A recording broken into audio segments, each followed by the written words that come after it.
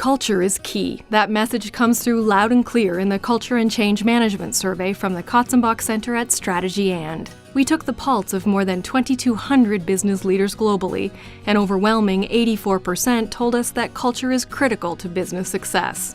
Almost 60% say it's actually more important than corporate strategy or operating model. The survey findings were analyzed by region, and fairly consistently, all the regions around the world, from the Americas to Europe to Middle East, and APAC, and so forth, all the regions, executives indicate that culture is incredibly important.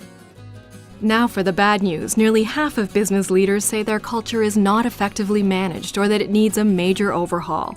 Only half feel culture is even on their leadership's agenda. The bottom line? Culture is seen as incredibly important, but mismanaged and undervalued. How can companies close this gap?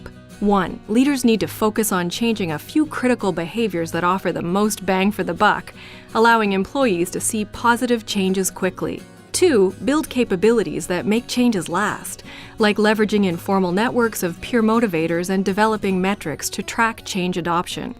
And 3. Leaders must take charge of their company's cultural evolution, but can't deliver lasting change on their own. Employees must also take ownership and help lead the change.